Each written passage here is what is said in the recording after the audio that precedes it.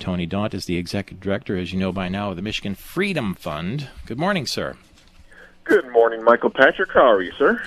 Good. So that attorney makes the case that for the Michigan Catholic high schools, for instance, it's against religious rights to tell them they can't have students in the classroom. How does that hit you?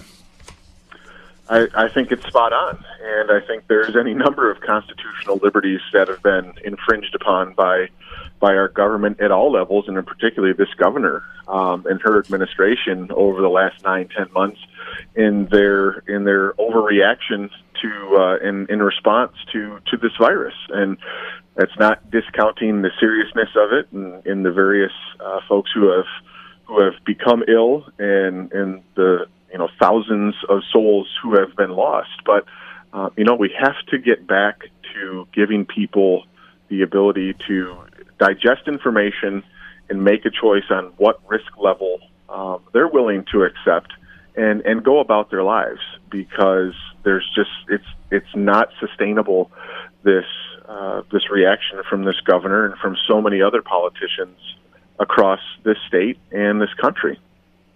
Speaking of this governor, Governor Gretchen Whitmer, the Democrat in office in her first term, she posted yesterday through her social media networks, and I'm just going to read it to you if you don't mind. Now, remember, this is the same governor who has closed movie theaters and, indoor dining at bars and restaurants and bowling alleys and so forth, okay? Here's what she writes. Over the next 12 days, I'm going to share 12 simple, safe, and creative ways that we can give back this holiday season, and I'd love for you to join me. Number 1, support a local coffee shop and bakery by stopping in for coffee and treats. I picked one of my favorites, and then she lists a coffee company. Comment below to share which local bakery you're going to support, and then there's an emoji of a coffee cup. What is your reaction to that post?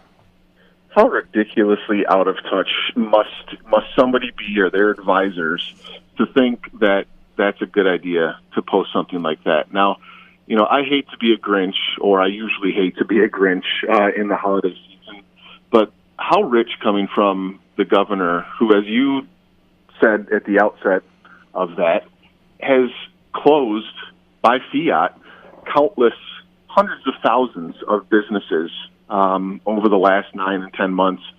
And to think, well, if I just put out a post on social media saying, support your local business, that all will be well, I can't fathom how out of touch you must be to come up with an idea like that and not think that there's going to be pushback, or there are people going to make this connection. I mean, give me a break. How about you allow them to stay open and again, make those choices that they see fit and the customers see fit to come in and enjoy them? I'm shocked that she would even post something like that, quite honestly. I was very puzzled by the choice of a specific coffee company, one of her favorites. For one thing, I don't know, maybe that kind of endorsement thing happens from time to time. But number 2, I thought we were supposed to be staying in our homes unless we absolutely have to go somewhere. And what makes a coffee shop different than a pub, different than a bowling alley, etc.? It says stop by. Stop in, it says. Stop in. Yeah. Stop in for coffee and treats. Yeah, well, I'm confused. It shows, again, I just, so many people in our, quote-unquote leadership class are so out of touch with real people and the struggles that they're facing. And as you mentioned, the issue of, I thought we were supposed to be staying home and not stopping in unless it's absolutely necessary. You look at that post, you look at the numerous examples across this country of politicians, often those who have had the most aggressive lockdown orders and who have had the most hysterical overreaction to this virus, disobeying and disregarding their own advice. Gavin Newsom out in California, going to the restaurant that he went to. The mayor of, I think it was Austin, Texas, who filmed a message about staying home and the importance of staying home from Cabo. And then you have this governor putting out a Facebook or social media post about, here's this wonderful coffee shop that I really love, so you should go there. Now, that's nothing against whatever business she may have endorsed. It's just there are hundreds of thousands of other businesses, restaurants, pubs, coffee shops in this state that have been closed for 10 months, and some will never open again because this governor is refused and unwilling to work with them to allow them to stay open. I guess maybe if it had said stop for takeaway, or maybe I would be able to jive with that a little bit better. We'll continue. Tony Daunt, Michigan Freedom Fund. Politics provides laughter from time to time and definitely intrigue, and one of the people we turn to as our chief analyst for this program, Tony Daunt, the executive director of the Michigan Freedom Fund, and he's on our AT&T line right now, a gift to us throughout the year, and thank you again for being here, sir. You bet. Always a pleasure to be here. Very curious to get your reaction to Congressman Paul Mitchell, who is retiring after a very short time in office. His decision to leave the Republican Party. He's no longer identifying with the Republican Party. He's going to be an independent. And wow, he went on the Jake Tapper show, which on CNN, which really means you're leaving the Republican Party if you do that. He says, I voted for Donald Trump, but this party has to stand for democracy first, not simply a single candidate or raw political power. They're not, and I've had enough. Well, in many ways, he makes a very good point, and I've been on this program as you stated at the outset many times, and I've always been clear that there's a lot of things that Donald Trump does and says, and the way he conducts himself that I strongly disagree with, and I think Paul Mitchell makes a good point. Now, some will question the courageousness of indicating you're leaving the party as you've got 2 weeks left in your term of service.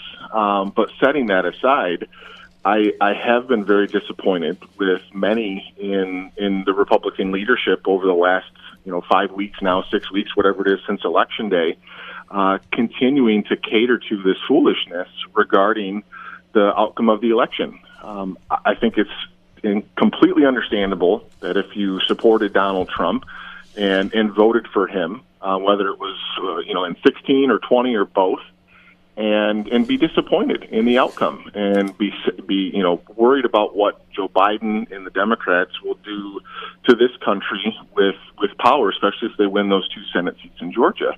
But the election is over, and there has been no evidence of the widespread kind of fraud that would change the outcome of this election. That doesn't mean fraud doesn't exist, that we shouldn't look into it, that we don't have issues of integrity and security of our elections to address and to fix. But let's move on. We can't move on and address those things if we're still fighting a battle from a month and a half ago. It's dangerous. And I thought the same thing when the Democrats did this type of stuff 4 years ago and spent the entirety of Donald Trump's 4 years in office undermining his legitimacy. It's bad for either party to do it, and I simply wish there was intellectual consistency and honesty from people across the board to condemn it regardless of who's engaged in it.